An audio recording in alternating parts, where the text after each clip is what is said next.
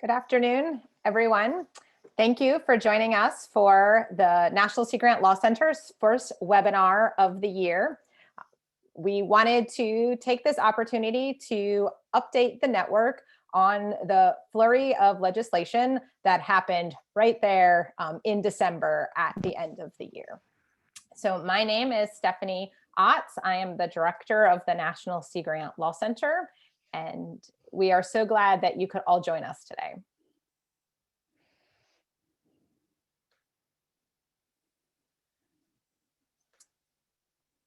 Oops, skipped one.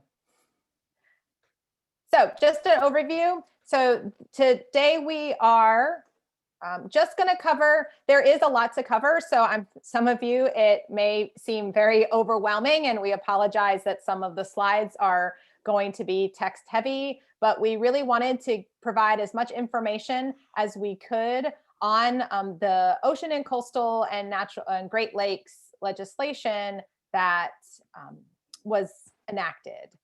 And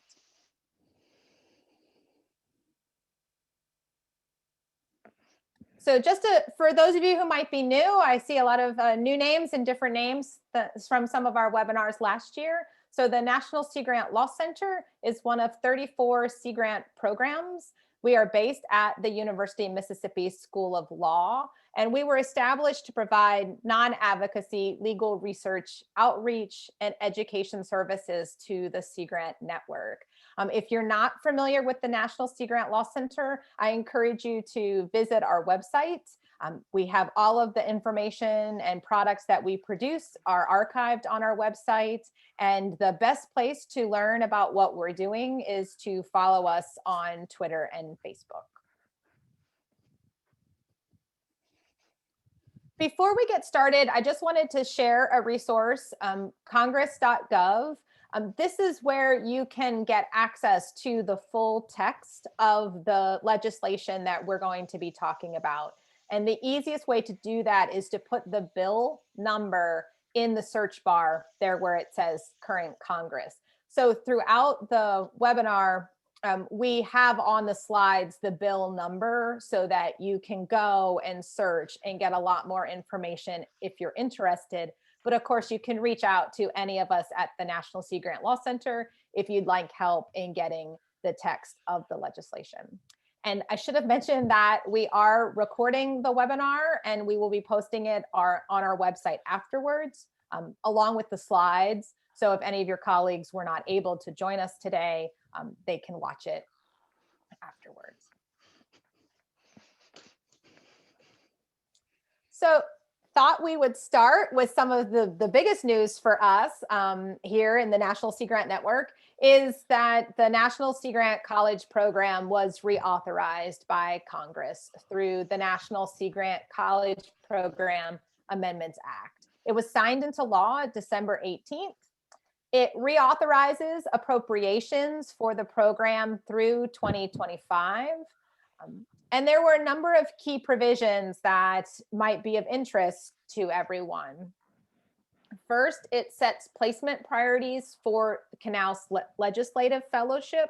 So there have been some discussions among congressional members just about where Canal's fellows are placed, like which offices they're placed with on the Hill and kind of how those decisions are made. So Congress provided some additional guidance for how they'd like to see that process happen moving forward. It authorizes the Secretary of Commerce to accept notifications for, accept donations for the program. I don't know how often this might happen where the National Sea Grant Office is aware of someone who wants to make a donation, but it does provide this authority. One nice thing is it reduces the frequency of the Sea Grant Advisory Board report from what it is now, which is every 2 years, to every 4 years. So that just gives the advisory board more time to work on those reports, and it covers a longer time period.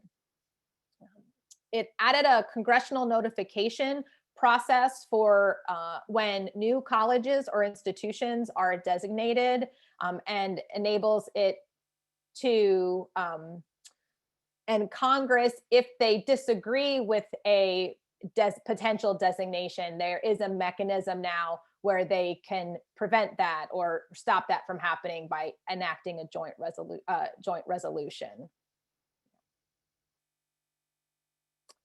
So we have a question about the donation is a new clause. Yes, I believe that the authorization to accept donations for the program is a new clause in the act. I don't have any information about like the whole range of activities that might be covered by that, but that's something that we can follow up with if people are interested in that more. And the Sea Grant Association may have more information as well about what that means. And then finally, and this is really good news for Canals Fellows, is that the amendments now provide federal agencies with direct hire authority for fellows within 2 years of their fellowship. And so this is intended to make it easier for federal agencies to retain the fellows that are placed in their offices or in somebody else's offices.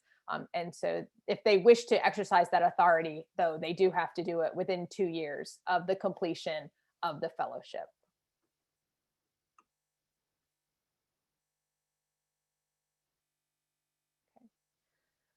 Another one that has probably got less attention, Congress passed the Noaa Commissioned Officer Corps Amendments Act. This was signed into law on December 23rd. Most of the legislation is related to technical issues with the Commissioned Officer Corps, like grades and salaries and things that maybe don't touch as much on Sea Grant. But there was a provision in there seeking to make improvements related to how Noaa handles sexual harassment and assault charges. And so it requires the Secretary of Commerce to ensure that all reports of sexual harassment or assault are investigated thoroughly and promptly. And the legislation actually includes a sense of Congress that this should happen within 48 hours. And then if during that investigation they find evidence that a crime may have happened, then the secretary is required to approve or to refer that to the appropriate law enforcement authorities. And so that, we'll kind of see how the agency is going to implement that. But there has been a lot of discussion within the Sea Grant Association, just in general about the network and improving kind of policies around sexual harassment and assault. And so this was kind of nice to see Congress giving more attention to this.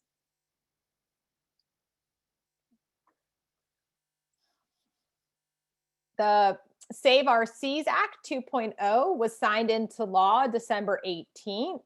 This is a pretty exciting piece of legislation. It's really focused on marine debris, primarily plastics and microplastics.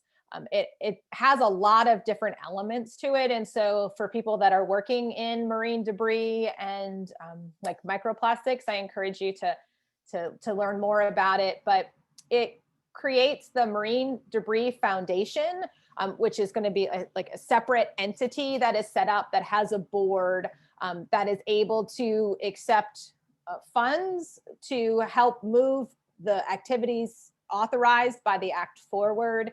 And the foundation is also charged with administering a new Genius Prize for Save Our Seas innovations. And that is going to be on a prize that I think is awarded every 2 years, and for $100,000 for the prize. So there's a question about, does the language in the Save Our Seas law apply to the Great Lakes as well? I believe it does. Throughout the legislation, there are references to freshwater and to river systems. And so although some of the act still has kind of the legacy language of marine debris from some of the earlier Noaa programs, it does seem like this act is much broader and is intended to cover kind of all of our waterways. And there are places in the act that refer to waterways and oceans. So that should capture both the Great Lakes, and as well as our larger river systems.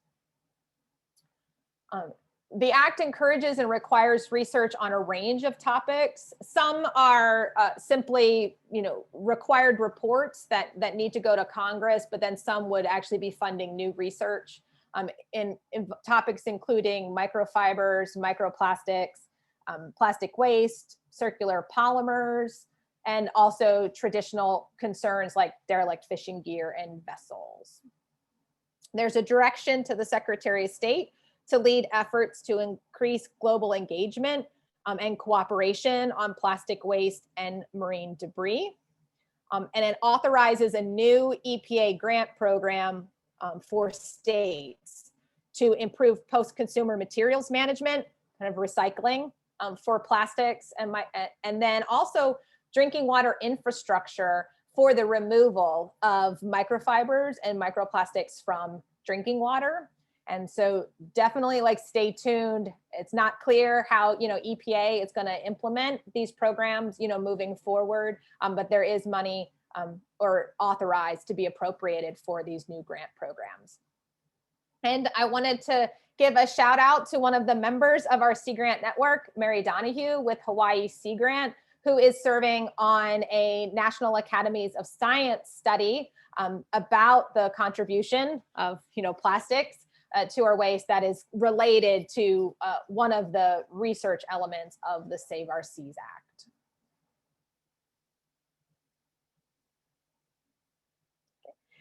And with that, I'm going to turn it over to Zach to continue with the legislative survey. Great, thank you, Stephanie. So the first bill that I'm going to be talking about is the Coordinated Ocean Observation and Research Act, S914. This was signed into law at the very end of the year, December 30th, 2020, and it immediately went into force. There's a few things that this statute takes care of. First, it reauthorizes and revises the Integrated Coastal and Ocean Observation System, IOOS. IOOS is a network of federal and regional entities that provide information about the nation's coasts, oceans, and Great Lakes. So this was a program that already existed that was fairly popular. This reauthorizes IOOS through fiscal year 2025. Additionally, it directs Noaa to seek public input before the named storm event model takes effect.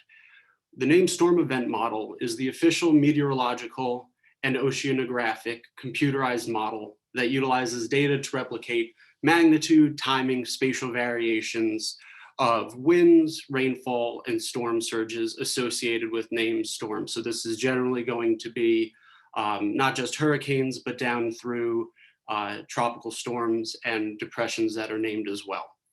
And so this allows for public input to be considered before that system goes into effect. And additionally, this statute allows Noaa to deploy sensors to areas in coastal states that are at the highest risk of experiencing geophysical events that would cause indeterminate losses. And this actually goes hand in hand with something that is noted at the bottom of the slide, that this bill includes provisions to help Noaa and FEMA implement the Coastal Act of 2012. So just a brief note here, the Coastal Act of 2012, much like the Coordinated Ocean Observation and Research Act, was sponsored by Senator Roger Wicker of Mississippi. The two bills, in a sense, go hand in hand in that this program helps implement the Coastal Act because the Coastal Act of 2012 helps homeowners recover insurance funds for property if losses could not be determined to be caused by wind or water. So I think you can see how some of those provisions work hand in hand with the Coordinated Ocean Observation and Research Act. So moving on, it also provides statutory authority for Noaa's National Water Center. This already existed. In Alabama, this provides statutory authority to keep that in place. And then finally, it directs the National Weather Service to develop operational water resource prediction products, and to collaborate with state and federal agencies to develop capabilities for total water predictive capacity. A lot that is in one bill, but I thank you for sticking with me. And now we'll move on to the next one that I'm going to cover. Thank you, Stephanie. The next bill is the Great Lakes Environmental Sensitivity Index Act of 2020, S1342. This statute was signed into law on New Year's Eve, December 31st. It was signed into law by President Trump. It went into effect immediately, and it requires Noaa to update its Environmental Sensitivity Index, or ESI maps, for each coastal area of the Great Lakes at least once every 7 years. So a couple things to break down here. The first is that the reason why they chose once every 7 years is that some of the maps currently on records are more than 2 decades old. So at least this helps keep them more relevant. But why is it so important for them to be recent? Well, because ESI maps are used to respond to emergencies and protect habitat, as well as species and structures that are most vulnerable in the event of an oil spill or another major disaster. I see that there is a question. Does the geophysical events category include earthquakes and tsunamis? The way I interpreted it, or at least without seeing it in front of me, I believe the answer is yes, but I will go back and check the language and follow up with you, Amanda, to confirm that that's the case. One last note about the Great Lakes Environmental Sensitivity Index Act. It does not appropriate any funds. It says that it will be funded through money allotted to the Undersecretary for Oceans and Atmosphere at a later date. So the actual details of how robust it's going to be or how well funded the program is going to be are still unclear. So that's something to keep an eye on. And with that, I will hand this off to Olivia Deans to talk about the Young Fishermen's Development Act. Thanks. The Young Fishermen's Development Act was signed into law on January 5th of this year, and the bill authorizes funding for grant programs to train young commercial fishermen in sustainable fishing and business practices. So under this act, the National Sea Grant Office is given authority to facilitate the program by establishing grant criteria and awarding those grant selections. So Sea Grant programs, higher education institutions, tribal organizations, fishing associations, as well as other regional programs are all eligible to apply for grant funding. And then all young fishermen are eligible to participate in these activities. The bill does define young fishermen, not necessarily as someone young in age, but as someone who is beginning commercial fishing, who hasn't worked on a commercial fishing vessel for greater than 10 years. Overall, the bill awards $2 million in available funds for each fiscal year between 2022 and 2026. And I see a few questions. One is, I read that we had to partner with organizations to do this training. Was that correct? Not that I'm aware of, but that's something I would need to follow up on. I believe the National Sea Grant Office is going to be coming out with clearer guidelines. So that's something I'm not sure of at the moment. Yeah, Olivia, I think that's right. So we had another question. So, right. So this law just authorizes the level of appropriations, but there have not been funds appropriated yet. So this is not a program that is starting now. It would start in fiscal year 2022. And so the national office will be developing the guidelines and scoping out the grant. I do not know. Olivia, I don't know, when it defined fishermen, I'm assuming that this law is limited to commercial fishermen and not people involved in aquaculture. Yes, that's correct. Yes. So I do not know when the notice of funding opportunity might come out. We will have to follow up and wait to hear from John Pennock and the National Sea Grant Office about that.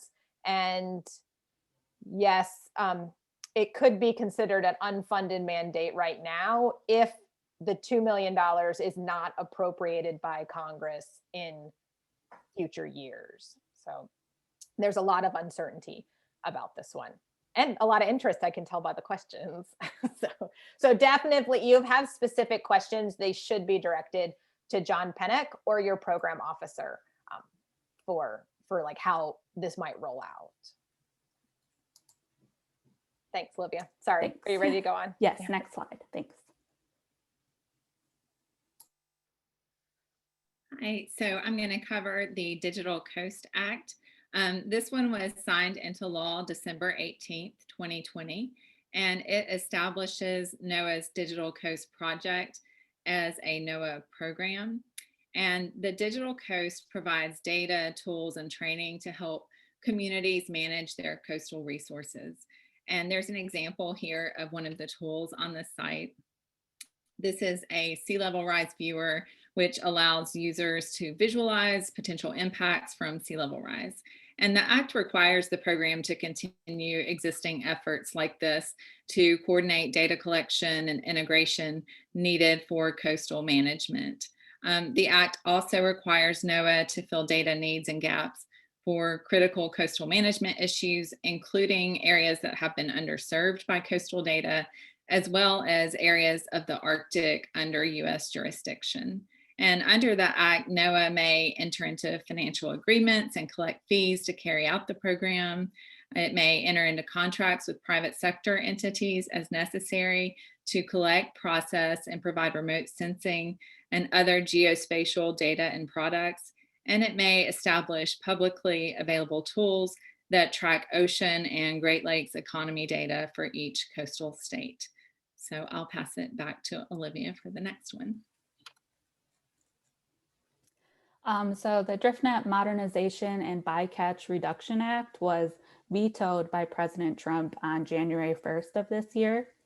Senator Feinstein, who was one of the sponsors of the bill, does say that she plans to reintroduce the bill after the Biden administration transitions into office. If this bill is reintroduced, it has to go through the House, the Senate, and then be signed by the president. So it has to go through the process again. The bill would be a 5-year phase out of large-scale driftnet fishing in federal waters. And this would primarily apply to the federal waters off the coast of California because these types of drift nets are already prohibited in the Atlantic and the Gulf region. So this would not include nets shorter than 2.5 kilometers with a mesh size greater than 14 inches. And finally, it authorizes NOAA to implement a transition program for permit holders. So this might include buyback of permits or purchase of alternative gear. Thank you. Next slide. Okay, great, Olivia. So if that wasn't enough to take in, Congress also passed the Consolidated Appropriations Act for 2021. This is more commonly referred to as the omnibus, and it also maybe you might hear it as the stimulus or another stimulus because it was basically a bunch of stuff rolled together there right at the end. So it was signed into law December 27th. It's a $2.3 trillion spending bill. For our purposes, it includes $900 billion in additional economic stimulus for COVID-19 relief. It contains the regular appropriations for a variety of federal agencies. And then there was also a number of other pieces of legislation that were rolled into the package. In the official, Congress formatted version, it's over 5,593 pages. And according to Wikipedia, it's the longest bill ever passed by Congress, which I thought was just a fun fact. So we are only going to just barely scrape the surface of some of the pieces that we thought were important for some of the things that we've been tracking or we know that are of importance to Sea Grant programs. And so for the rest of the webinar, we're going to go through some of the changes and programs that were in this Consolidated Appropriations Act. This is HR 133. So if you're trying to look for kind of the official version of what happened there with the COVID relief and the stimulus, it's HR 133.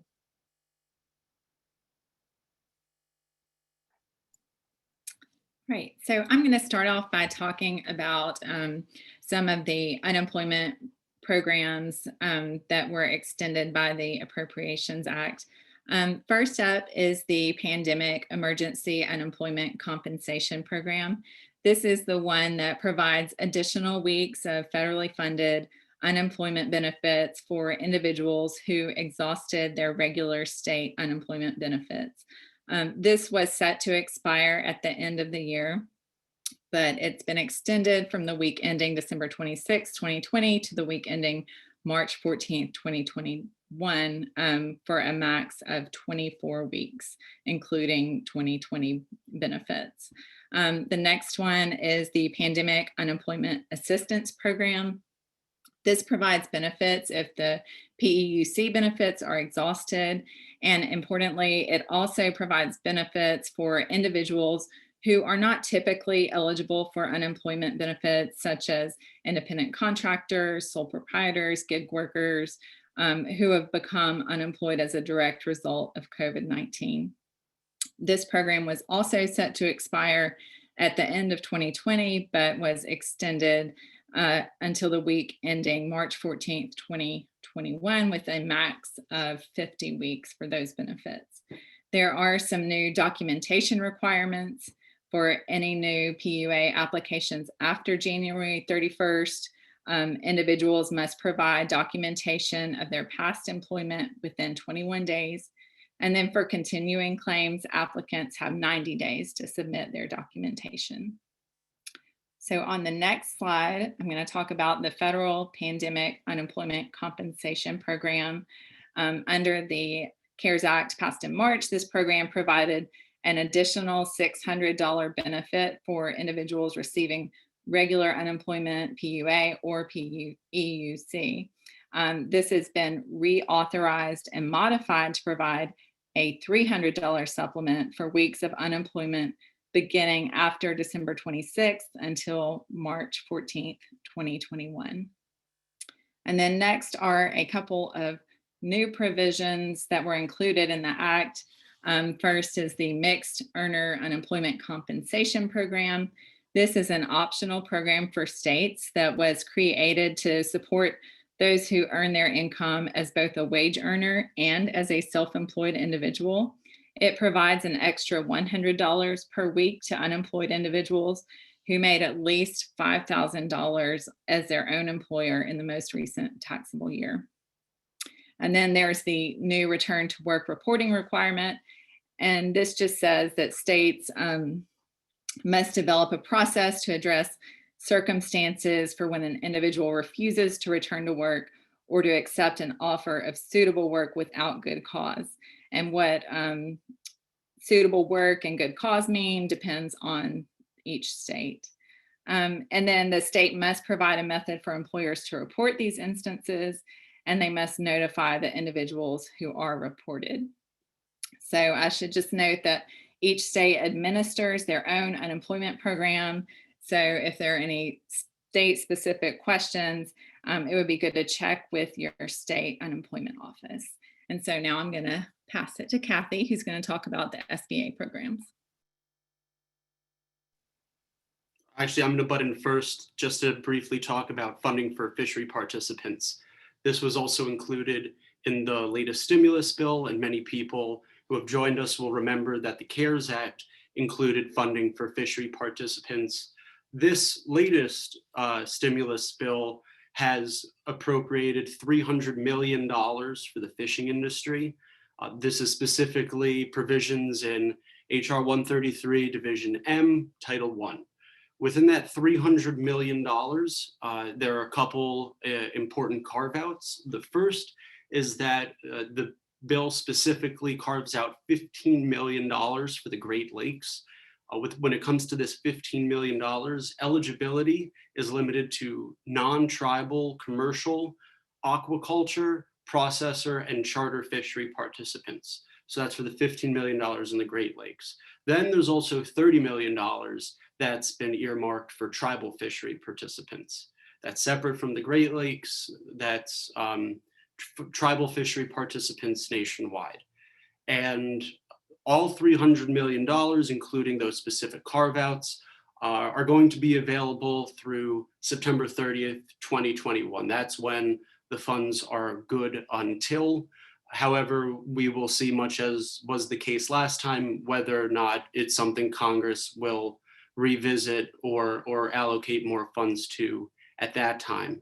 Just one final note, a lot of people who were familiar with the distribution of fishery participant funds under the CARES Act will probably recall that there was some controversy about how the money that was given to the states and to the fishery, how that money was distributed.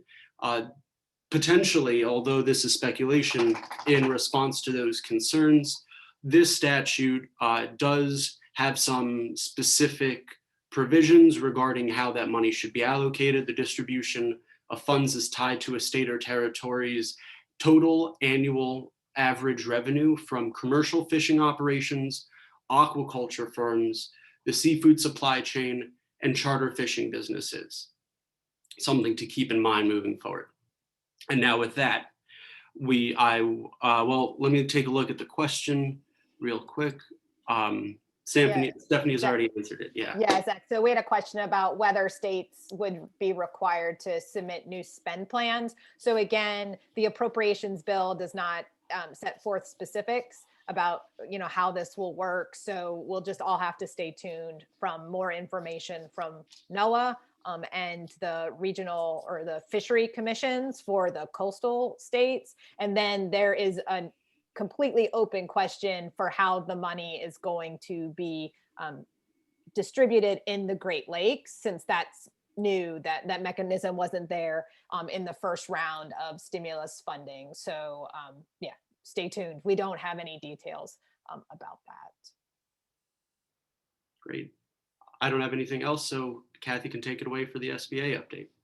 Yes, so good afternoon, everybody. So I'm going to cover just briefly some of the program updates from that omnibus bill related to the Small Business Administration.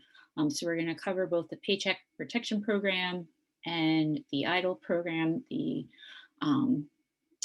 Economic Injury Disaster Loan programs. We covered a lot these both in detail over the summer with COVID. And so I'm going to give a broad overview today, but with everything else that we've talked about today, reach out to us if you in the network have more questions about the specifics of these programs. But just to refresh your memory, the Paycheck Protection Program was passed as an addition to the traditional SBA 7A loan programs.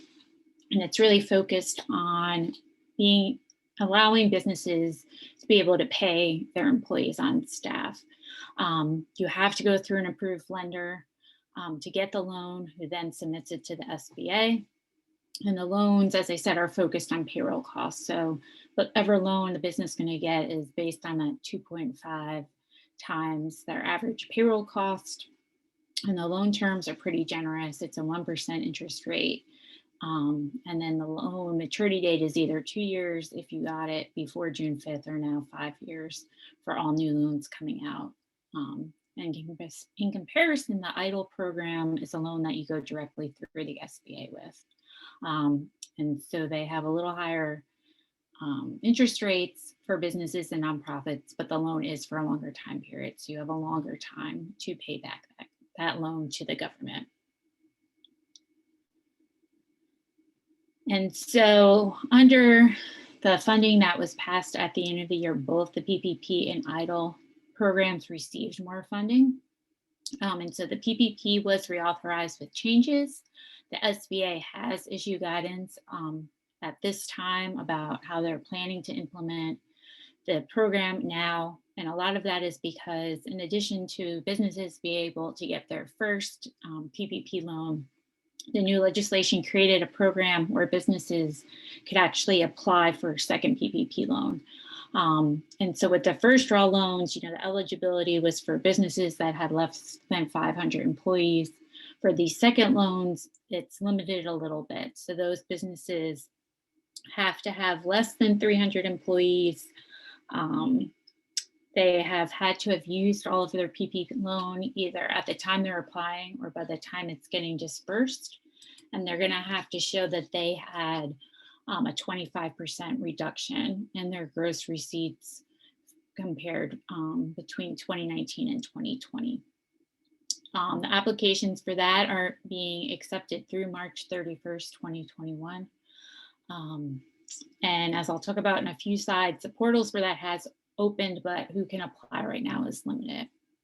Now with EIDL, was granted more funding, in particular for the EIDL Advance program. So that program allowed businesses to get an advance of up to $10,000 that did not have to be repaid as part of their EIDL program. And so that got more funding, that advance program. There are priorities for certain smaller businesses. Again, I'll cover that in a slide or two. We're still waiting for SBA guidance on how this is going to be rolled out. So the last time I checked the SBA website this morning, it still said that the advance program was closed and is not open. So as soon as it's open, we'll definitely let the network know. The applications are going to be accepted through December 31st. But again, last time it ran out of funding. So it is important for businesses to get into the portal as soon as it opens.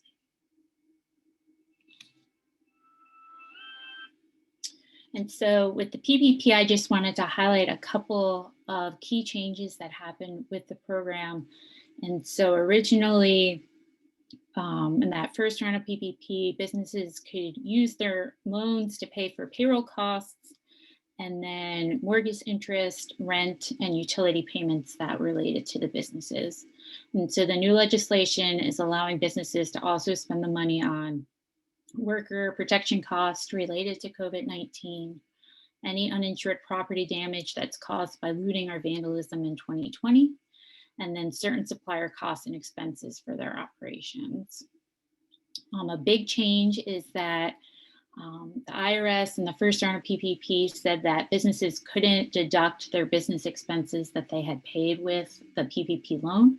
And the new legislation says, kind of reverses that. So now businesses are able to take a tax deduction for any of their business related expenses that they're paying with their PPP loan. And then there's a specific provision for those in the accommodation and food services industry. And so for those who have a North American Industry Classification System code starting with 72, that have less than 500 employees per physical location. The Act says they're clearly eligible to apply, which it hadn't before, but it said that these businesses can receive up to 3 times their average monthly payroll cost on the second draw loan. So they're allowed a little bit more of a bigger loan as compared to that 2.5 that most small businesses are able to get.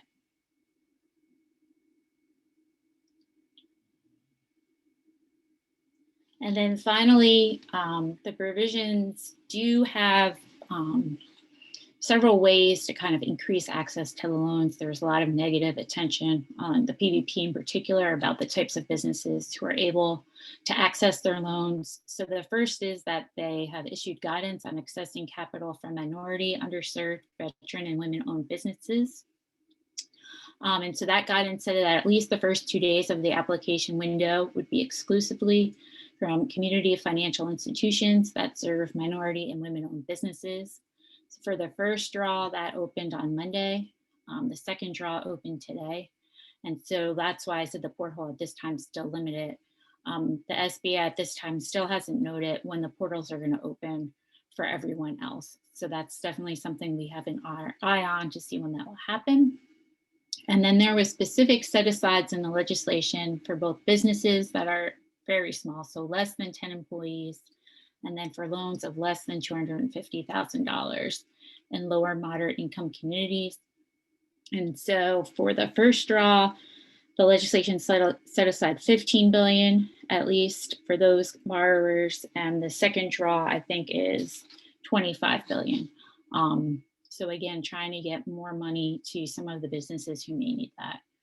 And then with the EIDL advance grants, priority is going to be given to this targeted EIDL advance. And so those are businesses in low income communities with an economic loss of greater than 30% and less than 300 employees. And so those businesses that meet that are entitled to the full $10,000 advance. Previously, it said that each business could get $1,000 for each employee. There hasn't been guidance about whether that's going to stay in the second round of EIDL advances, but those that meet the target EIDL advance will get that full $10,000. And so that's it on the SBA programs. Thanks, Kathy. So everyone, okay, stick with us. We just got 2 more to go. It's been, oh, Kathy, a question came through. Do you know how they're defining low income communities? Yes, it's based on the IRS code. And so I can try to pull that language for us while we're still online today and drop it in the chat. Okay, thanks. Yeah. So one thing that was kind of buried at the very end of the Omnibus Appropriations Act was this piece of legislation called Clean Up the Code Act. And it appeared to be just kind of technical corrections to various provisions of the US Code. However, of importance to Sea Grant personnel or programs that work on invasive species, the Clean Up the Code Act repealed 18 USC section 46. This was the code section that prohibited interstate transportation, delivery, receipt, or sales of alligator grass, water chestnut, or water hyacinth. And so now, as of now, the interstate transport, delivery, receipt, and sale of these species is permissible. So it's legal, which it was not before. And so this could result in some pretty serious gaps in state invasive species programs, unless the state already prohibits these species. So many states do, but some states, for instance, Texas, only prohibits 2 out of the 3. And some states may prohibit sale, but not transport, or vice versa. So it's going to be really important here in the next, couple of months as states really figure out what this means for their invasive plant programs, to see what legal reform, if any, they might wish to do. So just something to keep an eye on. And then finally, the WRDA, the Water Resources Development Act for 2020, which is like the big bill that authorizes the Corps of Engineers programs, was rolled into the Omnibus Appropriations Act. And so this on its own is a huge piece of legislation, and only going to just touch on a few things that have been highlighted as key provisions of WRDA. I have not read the entire WRDA Act, but it authorizes 46 river water resources projects, 27 feasibility studies, a couple of river basin studies. It also deauthorized at least like $10 million in projects that were either outdated or weren't going to happen anymore. So there's quite a bit of cleanup in WRDA. Of importance to Sea Grant is that WRDA 2020 requires the Corps to update agency guidance on assessing sea level rise and inland flooding to reflect best available science. It reaffirms commitment to greater use of natural and nature-based, like living shorelines or other alternatives, and to make sure they're fully evaluated, and then also provided the same cost share, which I know has kind of been a subject of differing interpretations over the years. It authorizes a demonstration program related to harmful algal blooms in 8 regions, and including one in Lake Okeechobee. And then there's some technical assistance for resilience planning with a priority given to economically disadvantaged communities. And it's great. I saw in the chat box that Shauna Jones with the Georgia Sea Grant legal program said that one of her colleagues is working on a draft write-up of WRDA. And so stay tuned. We can share that with everyone, and Shannon, I'm sure they'll help get it out as well. Okay. So that's it. That's the whirlwind tour of what happened. Like you all, like we, we're trying to give you some quick information about what these bills contain. There are a lot of unanswered questions, right? We have just started to learn about what's all in these pieces of legislation. Many will have to be implemented by their respective agencies. So we'll have to watch out for, regulations and grant programs that are coming out.